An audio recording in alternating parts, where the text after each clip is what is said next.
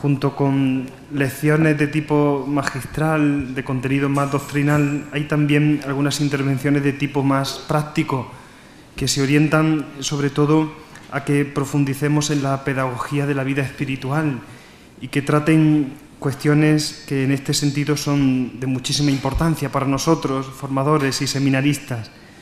Entonces, en esta tarde van a intervenir, por un lado, don Félix del Valle, que nos hablará de la formación afectiva del sacerdote, y a continuación el padre Germán Arana, que hablará de la construcción del hombre interior y de cómo ayudar a esta construcción de la vida interior del seminarista. Voy a presentar brevemente a don Félix del Valle, nacido el día 17 de julio de 1963, ordenado sacerdote en el año 1987, es doctor en Teología Dogmática por la Universidad Gregoriana de Roma y entre sus cargos ha sido director del curso de espiritualidad del Seminario de Santa Leocadia, ha sido párroco y lleva ya 15 años como director espiritual del Seminario de la Archidiócesis de Toledo, donde también él es profesor de la asignatura Gracia y Virtudes, Antropología Teológica, y también es profesor invitado en la Cátedra de Vida Consagrada de la Universidad Eclesiástica San Dámaso. Para nosotros es un gozo, una alegría y un honor tenerle en este curso y tiene la palabra.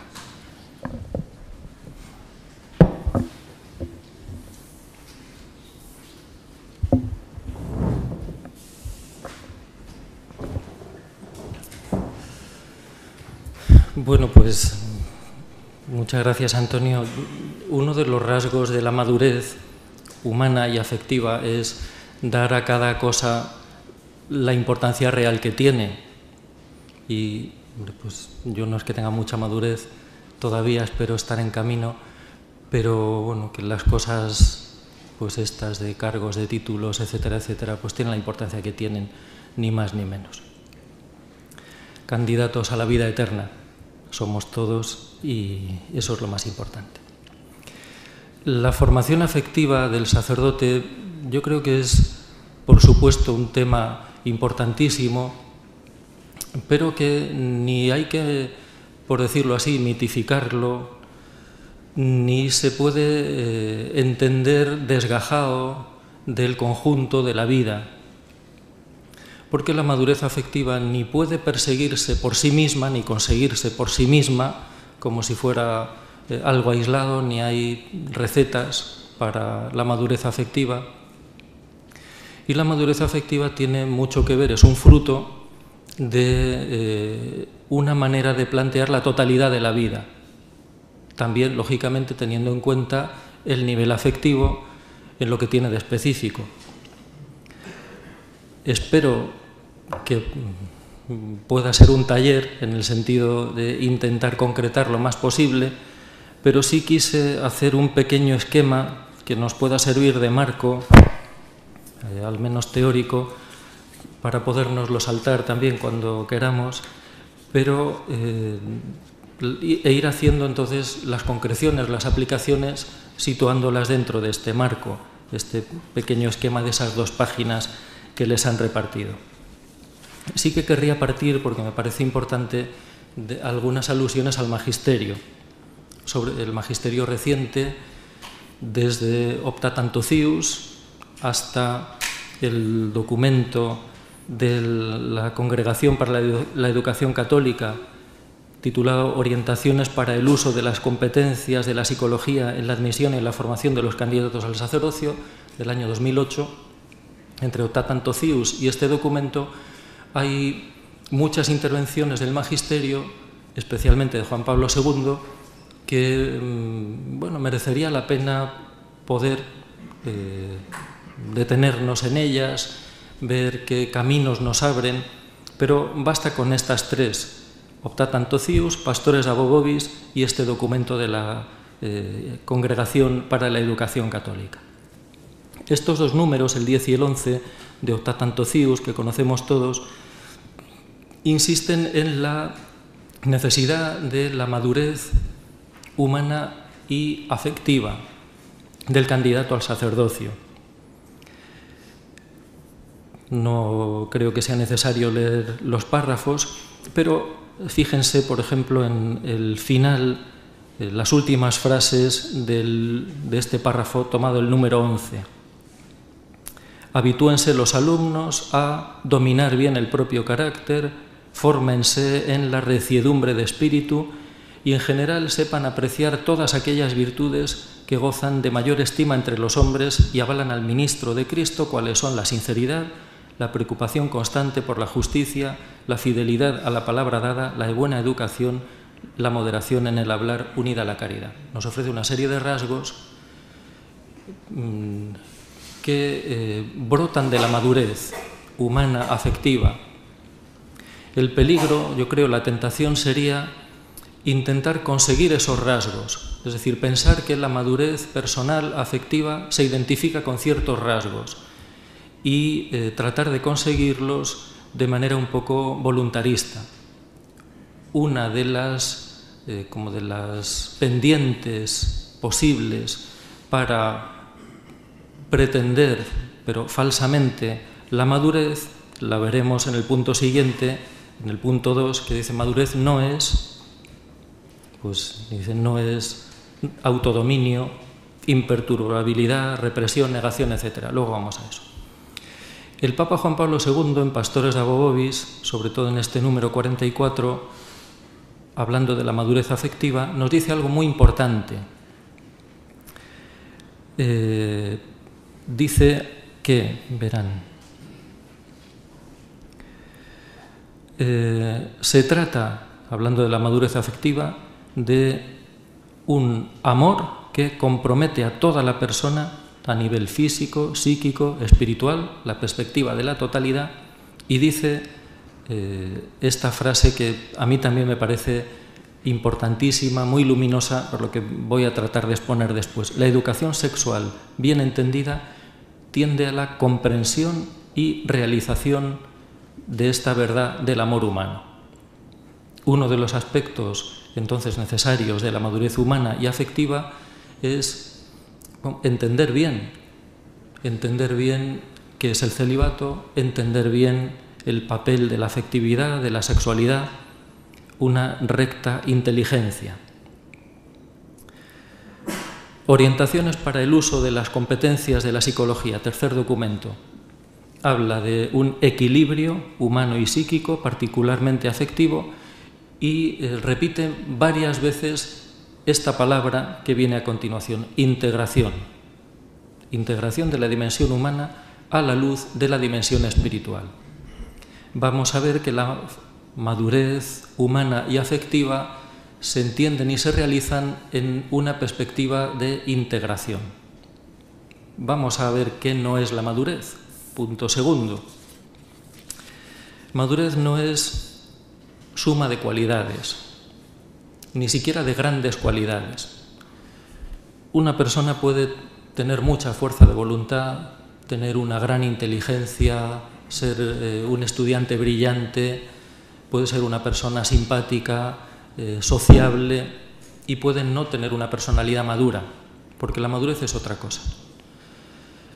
En el ambiente formativo, yo creo que podemos caer en la trampa de fijarnos sobre todo en ciertas cualidades que son muy notables en un ambiente de seminario, particularmente cualidades intelectuales, cualidades sociables, de trato, cualidades de cierta creatividad para la pastoral, y creo que es un peligro, una tentación, reducir la madurez humana, la formación humana, a unas cualidades, menos todavía en nuestro ambiente a algunas, que, como digo, en el mundo clerical, seminarístico, pueden ser más apreciadas.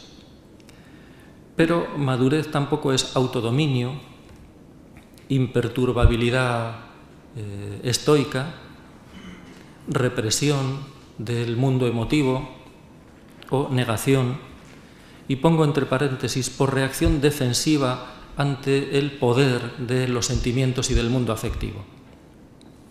La experiencia común es que el mundo afectivo no es inmediatamente controlable, y hablamos En expresiones gráficas decimos, por ejemplo, que se nos va el corazón detrás de algo o de alguien. Los sentimientos no son inmediatamente dominables, controlables. Una reacción contra eso puede ir por la línea del autodominio, imperturbabilidad, represión, negación. Represión y negación tienen matices distintos. La represión consiste en que uno, más o menos dándose cuenta de lo que siente, se contiene con todas sus fuerzas para que eso no salga hacia afuera. Con buena voluntad, pues porque hay sentimientos que no debemos dejar que se noten hacia afuera, pero también yo creo que muchas veces por esto, como por un cierto recelo del mundo emotivo, y yo, como seguramente todos nosotros, hemos escuchado frases como esta. Es decir, es que un cristiano no puede estar triste, o es que un sacerdote no puede enfadarse nunca, o un cristiano no puede sentir envidia. Bueno, pues son sentimientos que podemos tener todos, porque no somos dueños de nuestros sentimientos. Y si identificáramos madurez humana, madurez afectiva, con eliminar de nuestra vida, eliminar del registro de nuestros sentimientos, ciertos sentimientos, ciertas reacciones emotivas que calificamos sin más materialmente de negativas, contrarias al Evangelio, contrarias a la vida religiosa o a la humildad o a la caridad, estaríamos cayendo en la represión, estaríamos identificando vida cristiana con autodominio, con control del mundo emotivo, incluso derivando en una cierta como imperturbabilidad, frialdad. El verdadero sacerdote, el sacerdote maduro, pues no deja traslucir hacia afuera sus sentimientos, tiene como un perfecto dominio, no sabe si está enfadado, si está mosqueado, si está triste, porque él no cambia nunca de cara, está eso pues siempre igual por autodominio, es decir, por madurez. Pues madurez no es eso. Y la negación es como una consecuencia lógica de todo esto, y es que nos lleva a perder de vista ciertos sentimientos que previamente hemos ido calificando de negativos, que no debemos tener. Entonces nos vamos dando a nosotros mismos la impresión de que no los tenemos. ¿Enfadarme yo? No, hombre, que yo no me enfado, ¿no? Decimos a otro, ¿no? Que yo no me enfado. Bueno, pues enfadarme yo, no. Entristecerme yo, no. Desanimarme yo, no. En realidad sí que nos molestamos, nos entristecemos, nos enfadamos, nos desanimamos, pero nos podemos haber ido haciendo a nosotros mismos la ilusión de que en nosotros no se dan esas cosas. Bueno, pues madurez no es autodominio, imperturbabilidad, represión, negación. Como madurez tampoco es dejarse llevar por el mundo emotivo. Una persona inmadura, un niño, un adolescente, viven movidos por sus emociones, por sus sentimientos, y movidos en un doble nivel. En un nivel práctico, las realizaciones. El adolescente actúa cuando se siente emotivamente atraído por algo, y cuando no tiene ganas, cuando no le apetece algo, no lo hace. Pero el mundo emotivo mueve en otro nivel también, y es que nos engaña, es decir, nos hace valorar como muy importante lo que nos afecta mucho emotivamente, y nos tiende a hacer pensar que no tiene importancia lo que no nos afecta emotivamente. Cuando algo nos afecta mucho, tendemos a pensar que es muy grave, que es muy importante, y cuando algo pues apenas nos influye emotivamente, tendemos a pensar que no tiene ninguna importancia. Bueno, pues madurez no es ni dejarse engañar o dejarse llevar por los sentimientos, ni tampoco en esta otra línea opuesta, autodominio, imperturbabilidad, represión, negación, etc. Esto de la represión, la negación, la imperturbabilidad y todo eso tiene una aplicación particular también no solo a los sentimientos, al mundo emotivo, afectivo en general, sino también directamente al instinto sexual. El celibato, la virginidad, no nos extirpa la sexualidad. Entonces, la madurez del célibe no es la del ángel, es distinto. Una es la condición del hombre célibe, que sigue teniendo una condición sexual, y otra es la madurez de quien no tenga condición sexual. Pero el celibato ni nos extirpa la sexualidad, ni por lo tanto borra de nosotros absolutamente la capacidad de ciertos sentimientos, de ciertas pulsiones, de ciertas reacciones instintivas, fisiológicas, emotivas. Bueno, ya decía que la tentación es que, puesto que ese mundo se nos puede presentar como algo difícilmente controlable, la tendencia es identificar madurez con ausencia, con distancia, con lejanía con respecto a todo este mundo. La clave está en la integración. Pues vamos a dar un paso más. Dice el punto tercero: madurez personal, emotiva, afectiva, sexual. Me parece que podrían ser como 4 círculos concéntricos. La madurez personal es la que engloba todo. Dentro de la madurez personal tiene que darse la madurez emotiva, está el mundo emotivo. Una parte específica del mundo emotivo sería el mundo afectivo, y ahora explico cómo lo podemos distinguir, y en cuarto lugar el mundo sexual. Pero están los 4 estrechamente relacionados entre sí, de manera que no puede haber madurez sexual si no va habiendo madurez personal, y no puede haber madurez personal si no hay madurez sexual. No se puede entonces ni tratar los temas, las debilidades en el orden sexual como algo puramente accesorio, bueno, esto son cosas que pasan, ni tampoco puede tratarse al margen de la totalidad de la persona. He copiado aquí un párrafo de un artículo del padre Amedeo Cencini en la revista Tabor. Tienen aquí la reseña, Tabor número 13. El artículo se titula Amor y sexualidad en la opción virginal. Y él dice esto: si la personalidad es un gran sistema que organiza todo el conjunto de rasgos que pertenecen a la persona, la sexualidad no es un rasgo, tampoco un simple subconjunto de rasgos, sino un verdadero y propio microsistema de la personalidad. Sería como decir, en la sexualidad se encuentra en pequeño lo que en grande, es decir, a nivel de conjunto, se encuentra en la personalidad. Eso está tomado de un libro de Guarinelli. Y sigue diciendo el padre Cencini, como en la sexualidad encontramos in nuce, en núcleo, el sentido y la gramática de la vida, casi como un microcosmos de significados, así encontramos en ella también una relación directa con todas las necesidades humanas.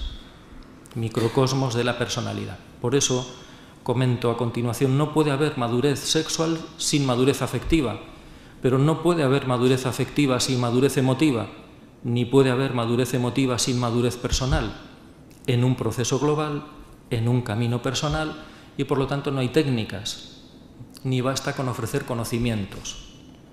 Como a un niño podemos enseñarle las leyes de la lógica, pero no llegará a pensar lógicamente más que en la medida de su maduración personal.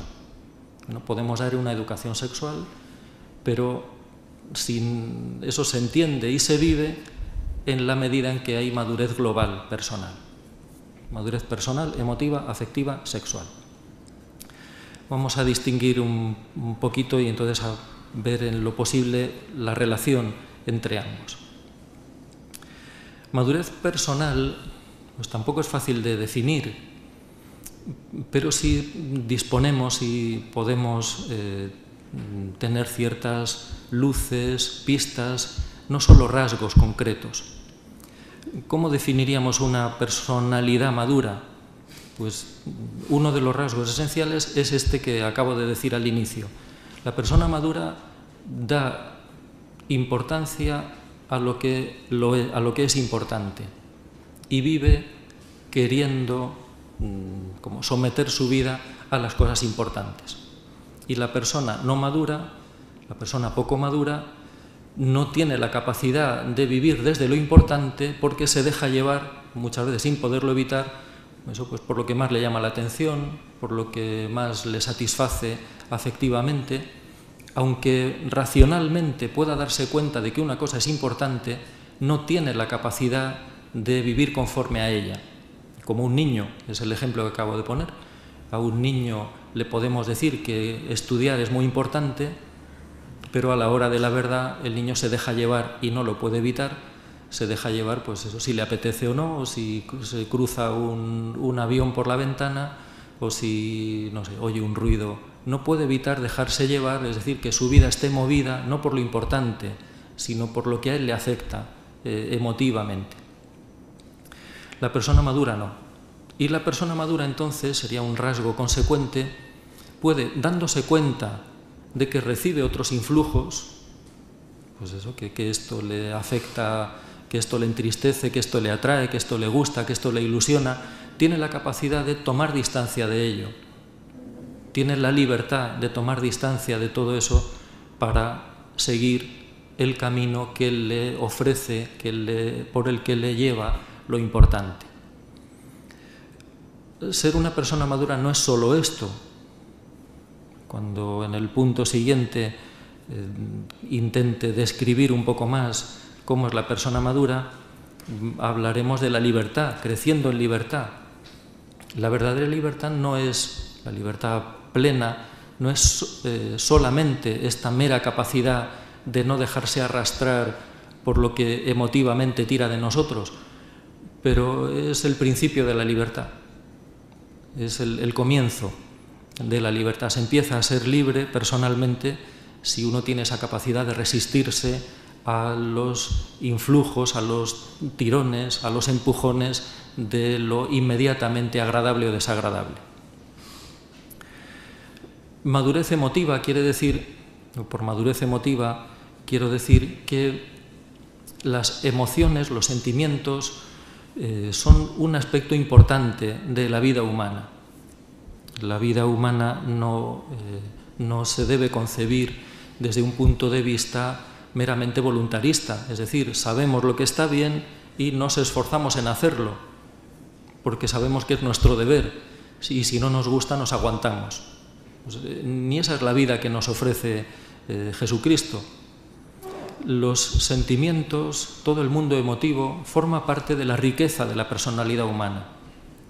Si vamos al hombre verdadero, Jesucristo, he aquí al hombre, vemos en los evangelios una gran riqueza de emociones. En Jesucristo se alegra y exulta de gozo, te alabo, lleno del gozo del Espíritu Santo, exclamó, te alabo, Padre, Señor del cielo y de la tierra, etcétera, etcétera. Le vemos sentir tristeza, tengo el alma triste, siento una tristeza mortal. Le vemos sentir rabia, ira, enfado, expulsando a los mercaderes del templo, enfrentándose a los fariseos o diciendo a Herodes, llamándole a Herodes viejo zorro. Vemos a Jesucristo experimentar ternura, compasión, lástima, viendo a Jerusalén lloró por ella cuando se acercaba a la ciudad. Vemos en Jesucristo, el Hijo de Dios, hecho verdadero hombre, una gran riqueza de sentimientos. Hay todo un mundo emotivo que se convierte entonces en expresión de la vida, en expresión de la caridad. El mundo emotivo no es entonces contrario a la virtud, sino que está hecho para, integrándose, siendo integrado en la virtud, convertirse en expresión de la caridad. Y eso es lo que vemos en Cristo y es lo que vemos en los santos. Los santos y Jesucristo pues no son personas frías, distantes, no ejercen la caridad pues sin que se comprometa su personalidad entera. No sirven, los sacerdotes santos, por ejemplo, pues no sirven a los feligreses pues de manera fría. Yo ya he cumplido con mi obligación, le he atendido a usted en las horas de despacho que más me pide, ¿no? Pues igual que Jesucristo experimentan compasión, lástima. San Juan de Ávila decía que el sacerdote tiene que tener como dos corazones, decía él, un corazón de carne y muy de carne para sentir como propios los males de los hijos, y un corazón de hierro para que los males de los hijos no le hundan, porque ese es un elemento importantísimo de la madurez emotiva. Madurez emotiva quiere decir que, experimentando la riqueza de nuestros sentimientos, permitiéndonos sentir el que va por el autodominio, por la imperturbabilidad, no se permite a sí mismo sentir lo que de hecho está sintiendo, pero permitiéndonos sentir lo que sentimos en un camino de integración para que los sentimientos se conviertan en expresiones de la caridad, la madurez emotiva impide la emotivización. Y pongo un ejemplo que leí en un libro que se titula Psicología cristiana, de un psiquiatra italiano, y del libro a mí lo que más me gustó fue esto que voy a decir. Hablando de esto, dice este psiquiatra, pone el ejemplo del padre de la parábola del hijo pródigo, y dice lo siguiente, dice: el padre siente pena por la marcha de su hijo, porque le quiere, pues claro que siente pena, pero no coge una depresión, porque se ha ido mi hijo, y qué estará haciendo ahora, y me ha dejado solo, pobre de mí. El padre no se hunde, es decir, no emotiviza la situación, el mal de su hijo, él no lo emotiviza. Y saca esta conclusión este psiquiatra, dice que precisamente porque el padre no se hunde, no se deja hundir por la pena que siente ante la marcha de su hijo, por eso el hijo puede volver a él. Si el hijo pródigo hubiera dicho: pues mira qué tontería he hecho, ¿qué hago yo aquí? Pues teniendo que comer las algarrobas de los cerdos, voy a volver donde está mi padre. Pero ¿cómo voy a volver a donde está mi padre? Si desde que yo me he ido mi padre no se levanta de la cama, no para de llorar, ¿cómo me va a ayudar mi padre? ¿Qué ayuda puedo esperar de mi padre si porque yo me he ido mi padre se ha hundido? Ni emotivización ni imperturbabilidad. Dice San Juan de Ávila, 2 corazones, uno de carne y muy de carne, para sentir como propios los males de los hijos. No es la frialdad, la indiferencia profesional, pero no es la emotivización que hace que se apoderen emotivamente de nosotros los males de aquellos a quienes tenemos que ayudar, porque eso, entre otras cosas, nos incapacitaría para ayudarlos, como el padre de la parábola, o como cualquier padre o madre de familia que, viendo una dificultad grave de su hijo, se hundieran, se dejaran hundir por la pena, se incapacitarían para poderlos ayudar. Dentro del mundo emotivo está el mundo afectivo, y por mundo afectivo llamamos a lo que tiene que ver con la vinculación personal, lo que lleva a que nos sintamos vinculados a las personas, también con una serie de registros que van pues desde el cariño hasta la posesividad, por ejemplo. Bueno, pues el mundo afectivo forma parte del mundo emotivo y forma parte del mundo personal. Y la sexualidad no se puede separar del mundo afectivo, ni del mundo emotivo, ni del mundo personal, pero que tiene que ver específicamente con la constitución humana, tal como Dios nos ha hecho, que significa que hemos recibido la vida, no nos la hemos dado a nosotros mismos, la hemos recibido, y la hemos recibido para darla. Esa apertura, esa constitución humana abierta a recibir la vida y a darla, eso es lo que está como inscrito sacramentalmente en la sexualidad. Podemos decir que la sexualidad es como el sacramento de la personalidad que está hecha para recibir, para recibirse y para darse. Y está tan arraigado en nosotros que se convierte incluso en un instinto, y en un instinto que empuja desde abajo, hasta físicamente.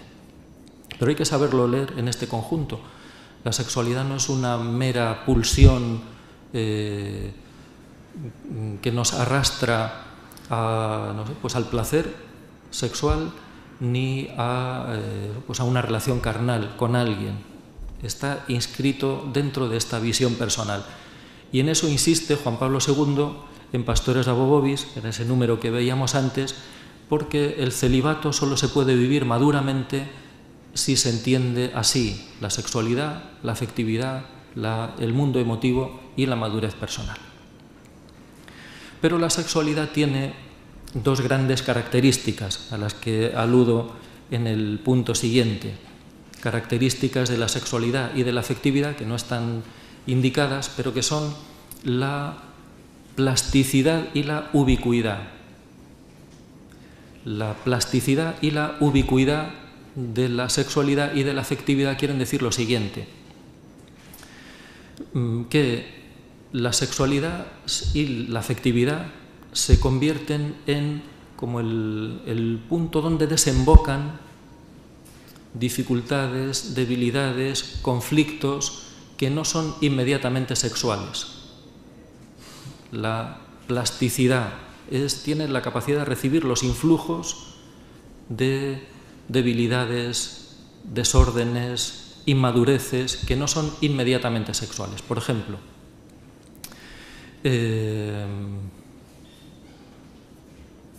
debilidades o problemas morales en el orden sexual, masturbación, por ejemplo, no suelen tener su origen en la sexualidad como tal, sin más, sino que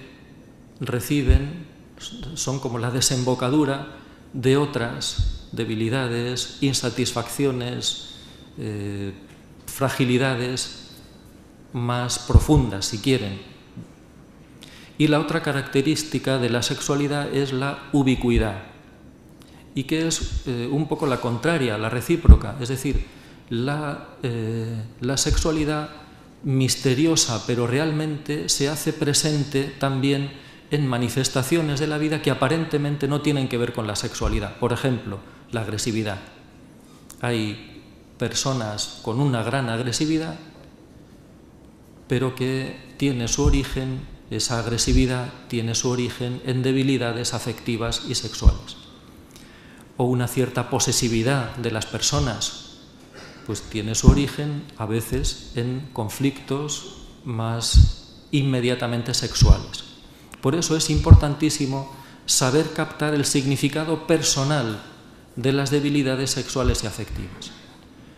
Porque en la vivencia humana la sexualidad no es una cuestión puramente material. La sexualidad es una pura energía vivida como tal materialmente solo en los animales. El instinto sexual funciona y ya está, y no tiene ningún significado más allá de sí mismo, o cuando hay una patología más o menos grave. Cuando hay una de las señales de las patologías es, digo una, no es la única, y por eso hay que verlo en conjunto, pero una de las señales de patología son desórdenes sexuales. Y sobre todo cuando hay lo que se llama caos sexual, es decir, cuando hay desórdenes de muchos tipos a la vez, pornografía, homosexualidad, masturbación, cuando hay caos sexual, es decir, cuando la sexualidad ha perdido toda capacidad de significación humana y se descontrola, pues normalmente es una señal de patología. Pero es importantísimo, como digo, saber captar el significado personal, global, de las debilidades sexuales y afectivas. Porque, estoy diciendo, no hay recetas. Para la madurez sexual, la madurez afectiva, no hay recetas específicas, sino que es una cuestión del conjunto, pero que tiene que tener también en cuenta, en esta perspectiva de la integración, ciertos instrumentos específicos, propios, pero, repito, dentro del conjunto. Cuarto, madurez es, ¿qué es? En último término, la madurez es la santidad, porque los rasgos, esos que nos pueden incluso describir algunos de los documentos de la Iglesia, son el fruto de la integración, no se consiguen por sí mismos. ¿Y en cómo se va dando esta integración? En primer lugar, desde los valores evangélicos. La madurez humana, nos recuerda Juan Pablo II, el número 41-42 de Pastores de Abobovis, que la madurez humana es el fundamento, dice él, del resto de la formación. Pero eso no quiere decir que tenga que ser previa, ni que pueda serlo, porque no puede haber madurez humana sin madurez espiritual, porque, como digo al final de este párrafo, no se puede pretender hacer primero al hombre y luego al cristiano. Primero vamos a madurar afectivamente y luego ya pues maduraremos espiritualmente. Es algo así, cuando hablo de estas cosas pongo este ejemplo. Suelo decir, el hombre es un animal racional, pero a nadie se le ocurre, a nadie en su sano juicio, se le ocurre decir que puesto que el hombre es un animal racional, para formar un hombre, pues vamos a hacer primero al animal y luego al hombre. Vamos a hacer primero que sea un buen animal, que no sé, pues que se revuelque bien por el suelo, que coma bien sin cubiertos en el plato, y una vez que hayamos conseguido que sea un buen animal, podremos hacer que sea un buen hombre. Pues aplicado a la vida espiritual es lo mismo. No podemos decir vamos a hacer primero al hombre y una vez que hayamos hecho al hombre maduro, psicológica y afectivamente, entonces podremos hacer al cristiano. Porque el hombre cristiano se hace desde Cristo. Como el hombre realiza su animalidad tal como le corresponde a él racionalmente, desde la razón, iluminado, guiado por la razón. Pues la madurez humana se hace desde Cristo. El número 22 de Gaudium et Spes nos lo recuerda, porque solo Cristo es el que nos dice, nos revela a los hombres lo que es ser hombre. Y no solo nos lo revela como un modelo, sino que lo realiza. Solo en comunión con Cristo, solo bajo el influjo de Cristo, se puede madurar humana, emotiva, afectiva y sexualmente. No es ni una cosa previa, ni algo que se pueda conseguir con medios, con instrumentos puramente humanos, psicológicos, aunque los instrumentos sean necesarios, subordinados a la acción de Cristo, es decir, como instrumentos precisamente para la acción de Cristo. Desde los valores evangélicos, porque si estaba diciendo que uno de los rasgos esenciales de la madurez es vivir de lo que verdaderamente es importante, solo la fe, solo Jesucristo nos revela qué es de verdad lo importante. No son ni los sentimientos ni las emociones, pero no es tampoco nuestra racionalidad sin más. No puede haber madurez si no es desde los valores evangélicos, más aún desde la radicalidad evangélica. Porque la persona inmadura es entonces la que, nos decía esta mañana don José María Iraburu, a propósito de los directores espirituales de Santa Teresa, que lo que contaba ella, lo que era pecado mortal me decían que era venial, y lo que era pecado venial me decían que no tenía importancia. Bueno, pues la mediocridad, es decir, renunciar a la radicalidad evangélica, pensar que solo lo que es materialmente grave tiene importancia y lo que no es materialmente grave, pues ¿qué más da? Pues desobedecer en cosas graves pues tiene importancia, pero bueno, total, si esto lo hace todo el mundo, si esto no tiene importancia, si además no se van a enterar los superiores, no tiene importancia. Pues claro que la tiene, y la tiene en la totalidad de la persona, porque santidad y transformación de la personalidad, vamos a llamarlo madurez personal, van juntas. Eso quiere decir que no es un logro psicológico previo a la vida espiritual. El libro de la sabiduría, poniéndonos como modelo a Dios, dice esto, hablando de la capacidad que Dios tiene de compadecerse. Saca esta conclusión, dice, obrando así, nos enseñaste que el justo debe ser humano. El justo debe ser humano, es decir, el santo experimenta que su humanidad se transforma, que se integra en la acción de la gracia de Dios, y solamente así entonces se recibe esta madurez, esta maduración personal. Y podemos decir entonces que la prueba de la santidad es la madurez personal, emotiva, afectiva, sexual, por lo menos una de ellas, porque la gracia de Dios no se nos da como una chaqueta, sino como un principio que transforma radicalmente nuestra vida y que la transforma entera en todos sus dinamismos. La integración se da entonces a la luz de la fe. Y aquí les aludo a una distinción que hace la escuela del padre Rula, este jesuita italiano, fundador del Instituto de Espiritualidad y Psicología en la Universidad Gregoriana, esta distinción entre la valoración racional y la valoración emotiva, que por no extenderme vendría a ser esto que les acabo de decir. La persona inmadura tiende a pensar que son importantes las cosas en la medida en que a él le afectan emotivamente y a dejarse llevar por ellas. Eso sería la valoración emotiva. Pero la valoración racional, en nuestro caso a la luz de la fe, nos dice que hay cosas que no nos afectan con un gran impacto emotivo, pero que son las más importantes de nuestra vida, aunque a lo mejor en ciertos momentos o en muchos no las sintamos. Tercer rasgo, en una personalidad con un buen sentido de identidad. Hoy está muy de moda la autoestima.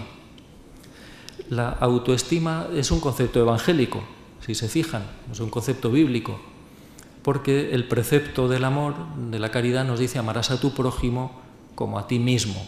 Pues eso es la autoestima. No podemos amar al prójimo si no nos amamos a nosotros mismos. Solo que la autoestima puede estar bien o mal fundamentada y bien o mal vivida.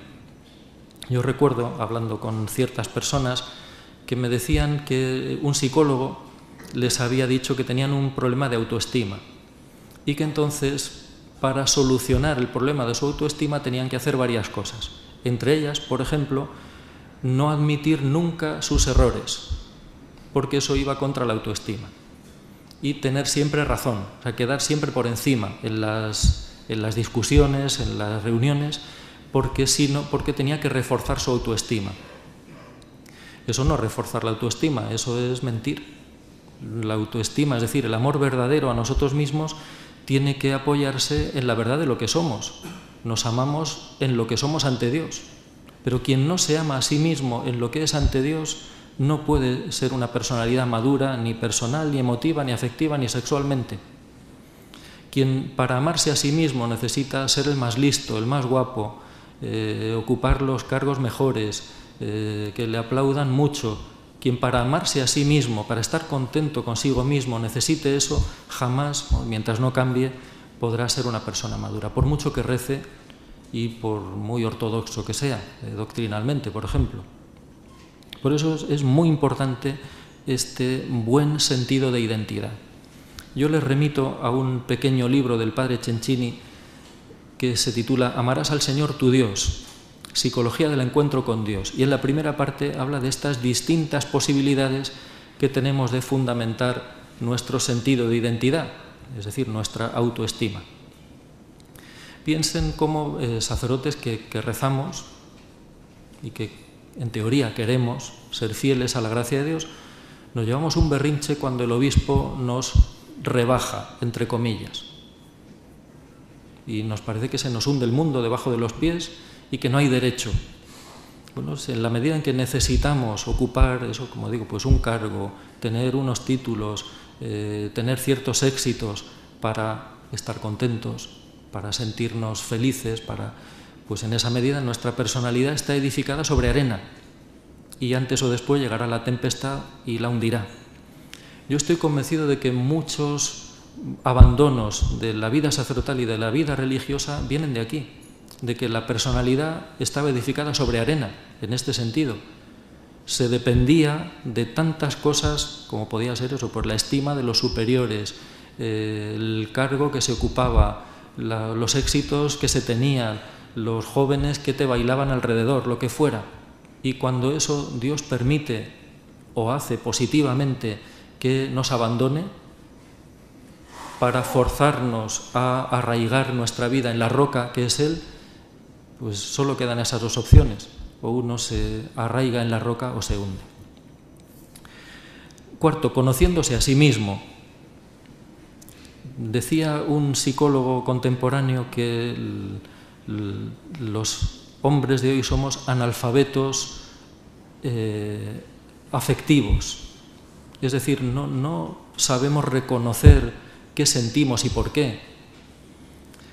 Y a veces este analfabetismo emotivo puede llevar, y habrá llevado más de una vez, a meterse en callejones sin salida, porque uno no se dio cuenta de que estaba dejándose atrapar el corazón, pero no se dio cuenta cuando debía haberse dado cuenta. Uno no se da cuenta, se lo justifica, etcétera, etcétera. Quinto, creciendo en libertad interior.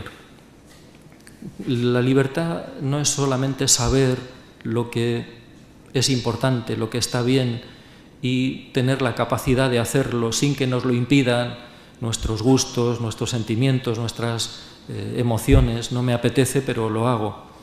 Sino que la verdadera libertad termina en este gustar el bien, amarlo, ser atraído por él. Yo suelo contar un episodio de una película que probablemente hayamos visto todos, y es La canción de Bernadette. En esta película hay una escena que a mí me parece muy significativa de esto. Bernadette quiere hacer la primera comunión, pero no tiene la edad. El párroco va a la escuela, pregunta qué niños son los que van a hacer la primera comunión, y la maestra dice, son estos, pero hay una niña que quiere hacer la primera comunión, pero no tiene la edad. Pero es una niña muy buena, y entonces el párroco dice, bueno, pues que salga ella también, les voy a hacer un pequeño examen a todos. Y a Bernadette le pregunta, ¿qué es la virtud? Y ella responde, amar el bien. Y el párroco luego comenta, ha respondido bien, porque la virtud no es solamente hacer el bien, sino amar el bien. Bueno, pues esa es la verdadera libertad interior, ser atraídos por el bien, no solo conseguir hacerlo a regañadientes, arrancándonos del mal que nos atrae. Lo que nos atrae sería hacer el mal, pero aún así tenemos fuerzas para hacer el bien. La verdadera virtud, la que arraiga en esta libertad, es gustar el bien, amar, ser atraídos por el bien. Para amar con la caridad de Cristo, dispuesto a perderlo todo. La madurez humana, nos recuerda Juan Pablo II en Pastores de Abobovis, es parte del sacramento del orden, porque el sacerdote está llamado a ser en toda su personalidad sacramento vivo, sacramento viviente del buen pastor, y debe reflejar en su personalidad humana el amor del buen pastor, que está dispuesto a perderlo todo por el bien espiritual de aquellos que Dios le encomienda, sin ataduras, y esto en proceso, en camino, sin dejar que nada nos extravíe, nos saque de este camino. Pero la construcción de la personalidad madura dura toda la vida, porque el último momento para que el Espíritu Santo nos madure será la muerte. Es decir, será ese momento supremo en el que efectivamente diremos que preferimos a Jesucristo más que a nuestra propia vida.